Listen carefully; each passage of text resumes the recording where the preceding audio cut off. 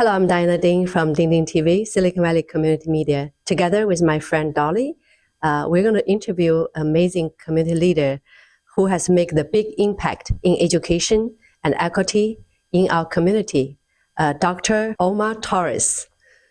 So Dolly is a former mayor of Cupertino and also the former chairman of trustee of the Anza Foothill College. I'm going to hand over the microphone, let Dolly to start the first question.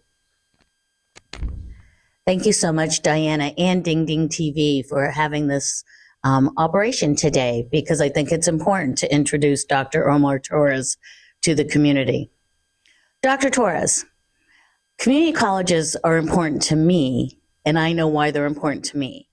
But what makes a community college so important to you? Well, thank you all for the opportunity to be here this afternoon, and to the audience. You know, community colleges, I believe, are really the beacon of light and hope for the current and the future welfare of this country and the workforce. You know, I was drawn to community colleges at a rather young age, partially based on the experiences that I had working with incredible professors and recognizing the smaller class sizes, noting how incredible the conversations and the dialogue and just the enriching environment that I experienced as a result of being a high school student, even before I had begun my trajectory into a four-year college. And it really made a huge difference in my trajectory. And so in terms of the importance of community colleges, you know, really, we have an absolute privilege of the ability to be able to serve 100% of the students that come to us. We don't have any admissions requirements. We accept everyone that comes to our colleges and walk through the halls. And with that comes incredible responsibility in terms of making sure that we are focused on creating the best possible learning experience for our students so that they can be successful both inside and outside of the classroom. Because when they finish with us, the next step, of course, is getting them into that job, getting them into the workforce, and making sure that they have the tools that they need in order to succeed, and at the same time, making sure that we as a college are providing our students with access to the latest and the greatest in terms of technologies so that they can make that seamless transition into the workforce. Wow, wonderful. I know that equity and inclusion are the focus for you. So can you give us an example, and what do you do at the Anza College to really support the students who are underprivileged and minorities? That's a great question, Diana. Thank you. You know, one of the things that drew me to the Anza College when I applied 6 months ago to serve as the now current president was the fact that this college has done a remarkable job of creating different learning communities. We have 20 plus learning communities for our students. For example, we have the Impact AAPI, which provides an opportunity for our Asian American, Pacific Islander, Filipinx students to come together and be part of a cohort that will allow them to work with one another, get the support that they need outside of the classroom, and to ensure that they are excelling in their courses. And so that when you think of all the possibilities that the Anza College has in terms of learning communities, again, whether it's through Impact AAPI, whether it's men of color, we're going to be working on reestablishing a women's center here on campus, a pride center, our Rising Scholars program for incarcerated students. I mean, the list just goes on and on. We have remarkable services, and I want to make sure that I'm clear for all students. You know, equity is not a word that we here at the Anza College delimit to those student populations that are struggling. Equity is for all of our students. And when we think about the services that we provide here at the Anza for students, even though they may be targeted to support specific populations, because those populations, per analysis of our data, which we take very seriously, and recognize that there may be some unintended disproportionate impact. At the same time, we don't say, oh, these services are only for X group of students and exclude Y and Z. They're open to all XYZ students. And that's one of the most beautiful things that I believe that we do here at Anza College is we embrace the totality of the services that we provide for all of our students while recognizing that certain specific targeted populations may require a little bit more of a boost to ensure that they have the support that they need in order to excel in their academics. Well, I think that's fantastic because we're not all born out of the same mold. We come through life with different lived experiences. The lived experiences here in Santa Clara County that I have seen was, first of all, in our environment. We went from orchards and farms to high-tech powerhouse. How is the digital economy and job readiness looked after here at Anza? I mean, I know you have fabulous programs like Auto Tech, but tell us a little bit more about what's on the horizon. That's a great question as well. First of all, I have to acknowledge the amazing work that our faculty that are really leading the charge in coordinating with our administrators and with local business and industry through advisory boards, and also coordinating with our local regional Bay Area Community College Consortium to look at what are those areas in career technical education in particular with the emerging technologies that are going to be of need, that the workforce is in demand for additional workers, and at the same time we're providing that economic and social mobility for our students. And in doing that assessment, we have identified that there are 6 primary areas that really do require our attention as we look to the current and the future needs of the Santa Clara Valley and the Silicon Valley. And so when we look at the workforce as related to advanced manufacturing, when we look to the healthcare sector, as we look to the advanced transportation sector, as we look to information technology, the digital era, cybersecurity, as we look at the need for education, as we look at the needs for all of these areas, public safety, healthcare, as I mentioned, Anza offers, and I'm proud to say, we offer courses in all of those areas.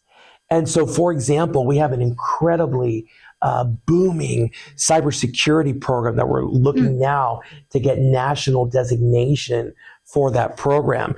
We have in the new industrial automation program, part of our advanced manufacturing work that we've done, where I'll speak to in just a little bit how we've been able to create new opportunities in that field for our students. You mentioned, Dolly, our automotive technology program.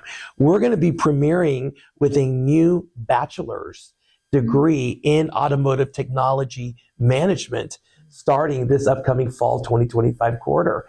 So when you're thinking about cutting edge, when you're thinking about the future of the workforce and what is emerging technologically in terms of the industries and what is needed by our local employers via employees to ensure that we're meeting that demand and that workforce, dare I say, we've got it all here at Anza College. Wow. And again, so proud of our team for the work that they've done to create those opportunities. Thank you, Fan, for your team and so many great programs. But I know that college depending on the funding. So in the current situation, and how do you keep things financially stable? Yes, that very relevant question at this time.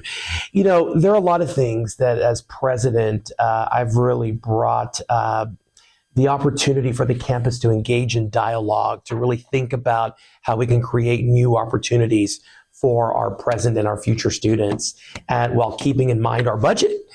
And there's so many things from diversifying our portfolio of offerings. It's not just about in-person versus online. For example, it's really about looking at what are the specific programs that we're offering? How are we scheduling those programs? Are we doing more short-term classes so that students can focus on 1 or 2 at a time, as opposed to an entire, quarter, where during the course of the quarter, they're having to engage in 3, 4, sometimes 5 courses at one time, looking at creating new on-the-job training opportunities for our students, enhancing internships, apprenticeships, externships, and grants. You know, I have to say, Anza, we're very proud because we recently were awarded a $500,000 grant through the state chancellor's office to support our new emerging industrial automation program. We recently, within the last couple of years, received another $525,000 grant in support of our industrial automation and additive design, or 3D printing program that we have here at the college.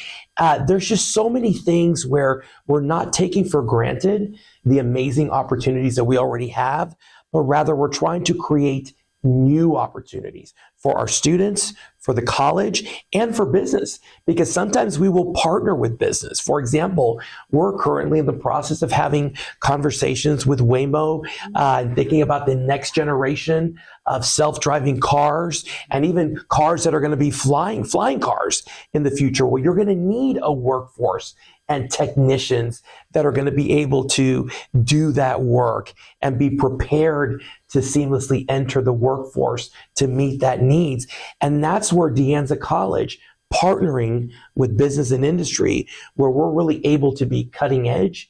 We're able to partner with the experts that are creating that new technology. And in return, we're partnering with them to provide that training and to eventually give them the workforce through our students that they need so that they can continue to advance and create a better society and community for all of us. So it's an amazing privilege.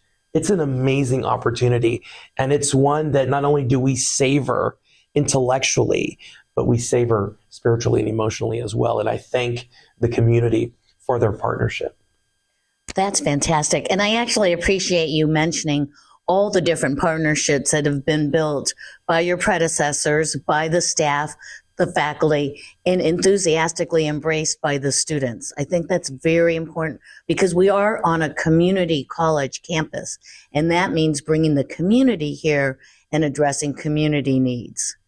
I'd like to pivot just a little bit. Here at Silicon Valley Community Media, we like to hear a little bit more about Asian American stories. Now, you were a chemistry professor, which seems a little strange, but there's a lot of positivity there, right? Mm-hmm. And so tell us, how did you manage to find your way from teaching to this administrative role?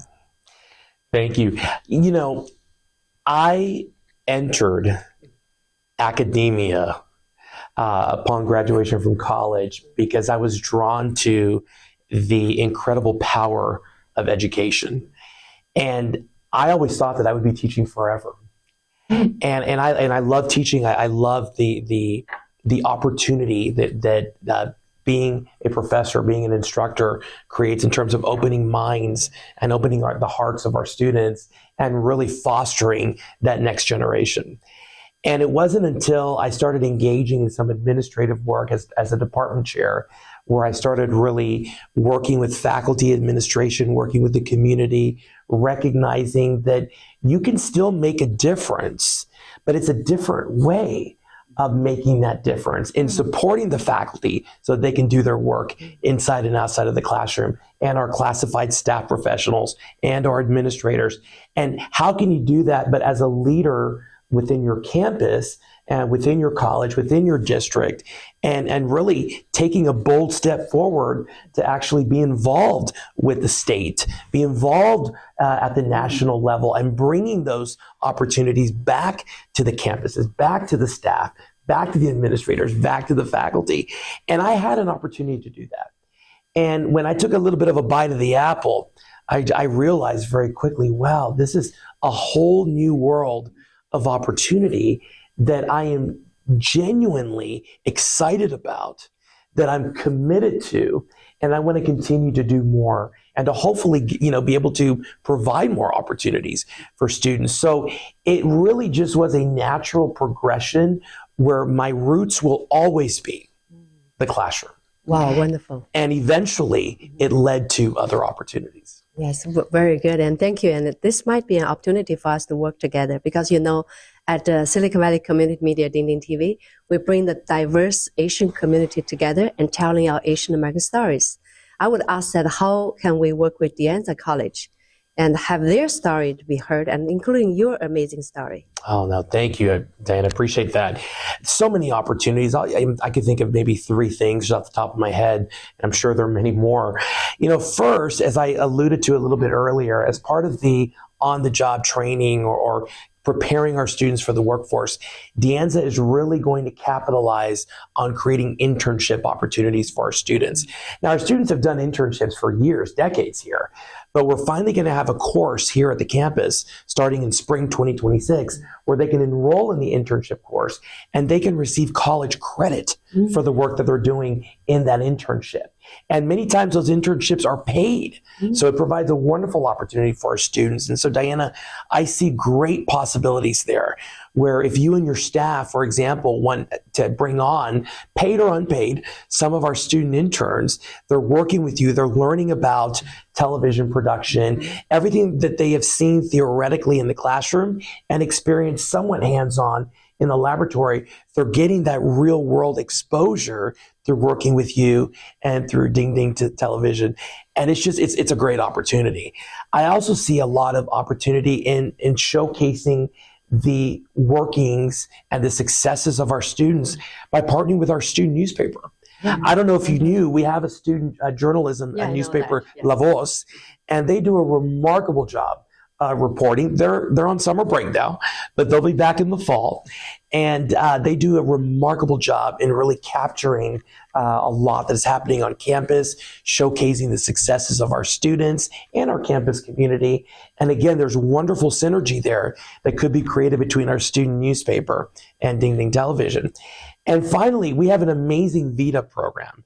And that stands for the Vasconcelos Institute for Democracy in Action. And as we think about the work of VITA and how we're really trying to empower our students to be change agents in preserving and maintaining and reinforcing the importance of democracy and getting our students to be involved in the community, to be advocates for change, to be advocates for what it is that our nation, our great state of California, and what our world needs. We've got an amazing faculty director, a champion, Dr. Cynthia Coffin, who's done wonderful work in leading the VITA program. And I think that there's a lot of opportunities for meaningful pathways that could be established with our students through the program on behalf of the college and with your organization. Thank you so much. Such a wonderful, opportunity, and I'm looking forward to it. And thank you, Dr. Torres. You're welcome. My pleasure. Thank you. Thank you. Community college like the Anza College played an important role on creating the opportunities, especially for the underprivileged students. We hope to work with the Anza College to help the diverse voices to be heard.